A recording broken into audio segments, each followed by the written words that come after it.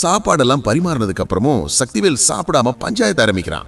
ராஜி கிட்ட, உனக்கு நம்ம பார்த்த பையனுக்கு கல்யாணமாகி சுவிட்சர்லாந்துல செட்டில் ஆயிட்டானுங்க, நீ என்னடா நான் இவனை கட்டிக்கிட்டு கஷ்டப்பட்டு இருக்கேன்னு கொளுத்தி போட ஆரம்பிக்கிறான்.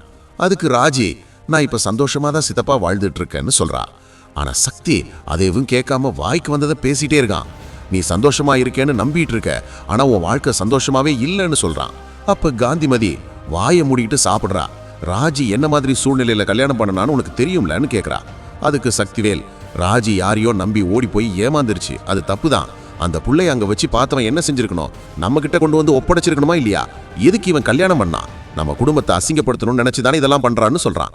அதுக்கு கோமதி, என் பையனுக்கு அந்த மாதிரி புத்தி இல்லைன்னு சொல்ல பாண்டியனும் இலையில சாப்பாடு வச்சுட்டு, எதுக்கு தேவையில்லாம பேசிட்டு இருக்கீங்க, சாப்பிடுங்கன்னு சொல்றான். காந்திமதியும், நீங்க வந்திருக்கவே கூடாதுடா, வாயை மூடிட்டு சாப்பிட்டு தொலைடான்னு சொல்றா. உடனே சக்திவேல், என்னத்தா பேசிட்டு இருக்க, இவ ஓடி போனதுனால இன்னும் குமாருக்கு கல்யாணம் நடக்கல, அந்த ரணம் இன்னும் நம்ம மனசுல இருக்குன்னு சொல்றான். அப்ப சரவண, இல்லனா மட்டும் இந்த நல்லவனுக்கு கல்யாணம் ஆகியிருக்குமான்னு கேட்டு ஷாக்கு கொடுக்குறான். இதை கேட்டதும் குமார் கோபப்பட அவனை கோமதி அமைதியா இருக்க சொல்றா. அந்த சமயத்துல பாண்டியனுக்கு கடையில இருந்து போன் வரவும் அவன் எந்திரிச்சு போறான்.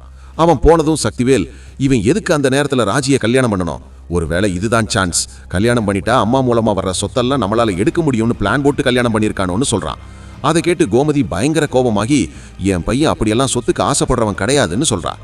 ராஜியும், எதுக்கு சித்தப்பா நடந்ததையே பேசிட்டு இருக்கீங்க, நான் இப்ப சந்தோஷமா இருக்கிறத பத்தி யோசிக்கவே மாட்டீங்கன்னு கேட்கறா.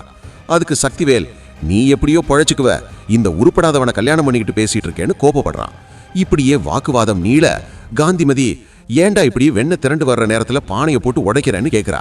அவளை பார்த்து, உன் உத்தம பேர ராஜியை நம்ம கிட்ட கொண்டு வந்து ஒப்படைச்சிருக்க வேண்டியதானே, எதுக்கு அந்த நேரத்துல கல்யாணம் பண்ணணும், நம்மளை பழிவாங்க பிளான் போட்டு தானே இதெல்லாம் பண்ணியிருக்கான்னு மறுபடியும் அதை சொல்லிட்டே இருக்கான்.